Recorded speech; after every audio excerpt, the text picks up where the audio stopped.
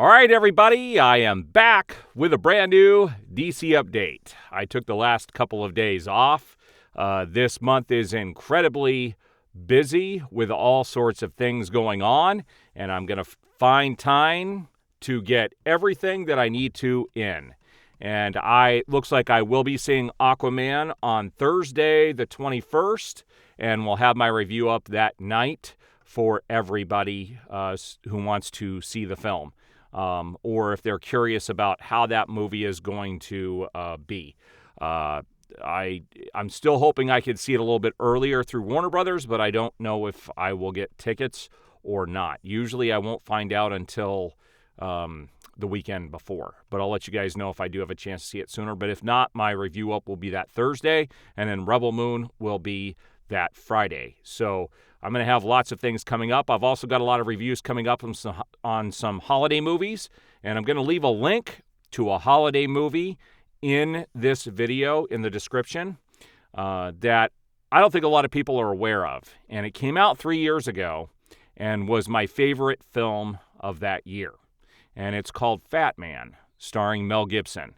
And as you can imagine, Hollywood didn't want to promote the film, and critics didn't want to review it. And I think it's my most watched movie review on YouTube, if I'm not mistaken. I think The Flash may have beat it simply because of the popularity of it, but it's my most watched review on YouTube.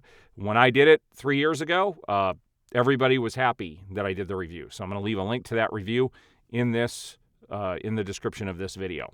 But it's interesting with DC, some of the stuff that's happened since my last video a couple of days ago. Not a whole lot of, good information has been released, but we did have the big drop of the DCEU films on Netflix, and we're going to see how popular they actually are. And we're going to look at some pretty cool stuff here.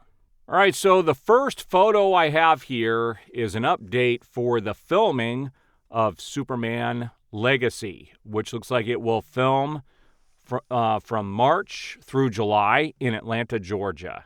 And they're still casting for apparently the following roles: a doctor, Jack Hawksmoor, Ma and Pa Kent, Steve Lombard, minor roles for the government, and minor roles for Daily Planet and Metropolis residents. There was an also update today that James Gunn is traveling with crew members to visit some of the sets to get ready for the filming coming up. I believe that March is going to be here sooner than we think. I can't believe that Aquaman comes out in a couple of weeks. It's, the end of this year has gone by super fast. So the filming on this will begin shortly, and this is the first update that we've seen. There are also reports that they are looking for a person of color for Perry White. So it looks like that character will be forever changed, and he will no longer be white, that they will always be casting a person of color for Perry White, even though he was never white to begin with, or never a person of color to begin with, but that's Hollywood for you. They continue down that path. This trend is starting to change, so I'm kind of surprised that they're going to be doing it for Superman Legacy, but that's apparently what they're looking for. Now, this is an interesting photo, and people posted this and said, is this foreshadowing? So you've got Zack Snider, and you have the Universal sign in the background. I thought this was kind of funny. This photo will forever be burned into the memories of the internet if Universal does buy it here next year. I still think Warner Brothers Discovery will be sold, the Warner Brothers, and along with that, the DC properties, but we'll find out next year. All right, so with the drop of the DCEU films on Netflix, what's missing is the extended version of Batman vs. Superman. I believe Zack Snider, I know that Zack Snider's Justice League is also not on there. And apparently, Warner Brothers Discovery has been playing hardball with any of the streaming networks picking up Zack Snider's Justice League, and this is supposedly why. It says, comes from Cinehouse, and it says, I was specifically told that formerly known as HBO Max and other platforms that support Zack Snider's Justice League received massive amounts of subscriptions once the movie was available. And Warner Brothers Pictures is afraid if the movie can be viewed elsewhere, they would lose said subscribers.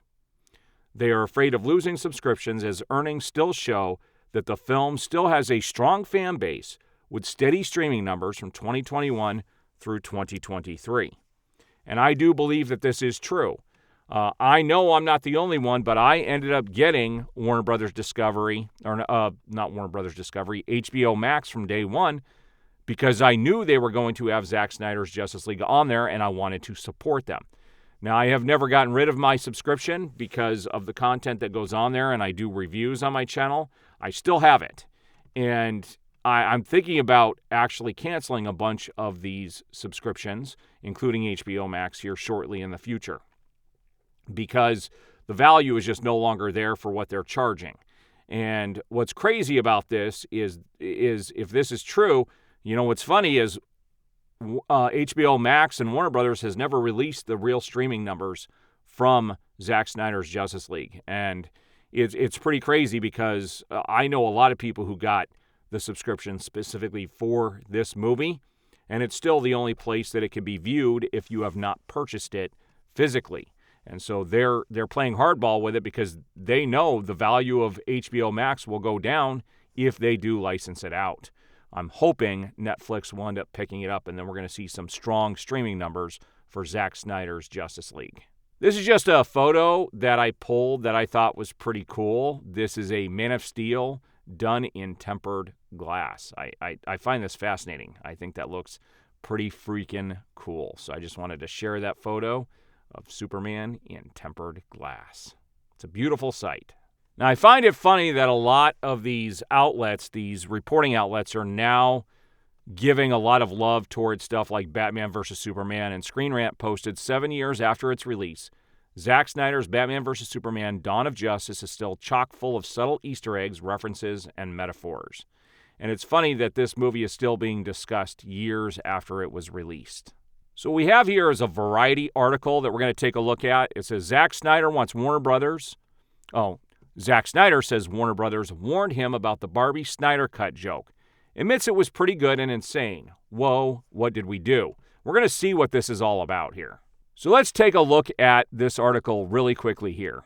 It goes on to say how he was warned by Mike DeLuca, and this is the other thing, is apparently Mike DeLuca and Pam Abdy still have pretty good communication with both Zack Snyder and also Deborah Snyder, his wife. And they're kind of they still communicate in regards to Warner Brothers and some of the stuff going on down there. But they warned him that this joke was going to be in the Barbie movie. And he was glad that they gave them a heads up. And what surprised Zack Snyder is that it had become so big, this whole Snyder Cut thing, that they were going to actually make a joke about it in this Barbie movie.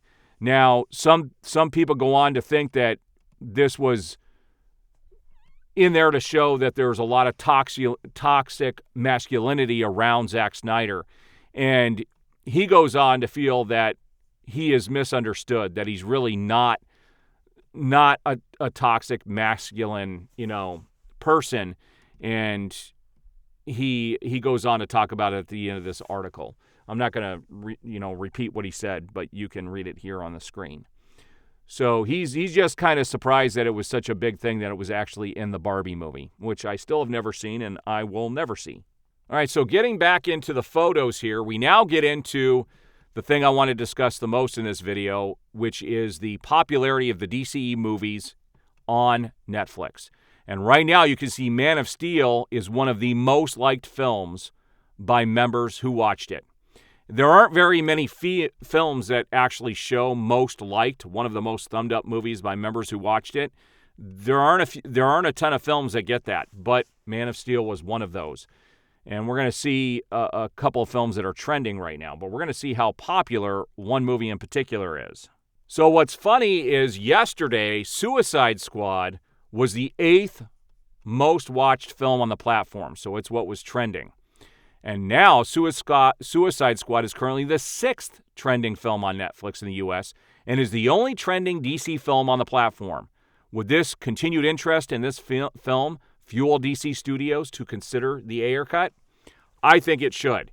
There's a very clear thing. Anytime Zack Snider shows up anywhere, there's a big fan base that draws in these numbers. Man of Steel is one of the most liked. And you have David Ayer's Suicide Squad. Now, this isn't David Ayer's cut, but this is the one that was released in theaters. And you know what movie is not on here? The Suicide Squad, the one that James Gunn did. It's not trending. It's not even popular on the Netflix platform. And you remember how everyone claimed that it was such a big streamer on HBO Max? They've never released the real numbers. We don't know how well it really did.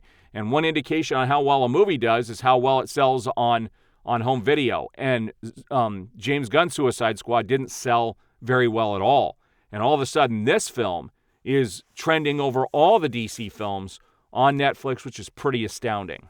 And then the last photo I have here is it's showing that both Batman vs. Superman and Black Adam are trending on Netflix. So these films are actually trending right now. They're all of the DCU films, you know, the three big ones at any rate. Well, not big ones, but, and I told people there was a lot of interest in Black Adam. And it was streaming like crazy, and it sold a ton of physical copies. People were interested when Black Adam came back. And so you got Batman vs. Superman, you got Black Adam, Man of Steel, and Suicide Squad are all trending and in the top. The only one in the top 10 is Suicide Squad. It was number 8, which is kind of interesting. What does it all mean? It shows that there's still interest there, guys, and it's not going to go away.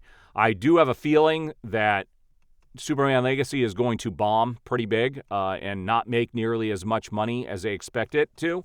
I think he's going to do it on the biggest budget he can to get some numbers in there for the studio, you know, a win financially. But I don't think it's going to resonate with audiences the way these movies do.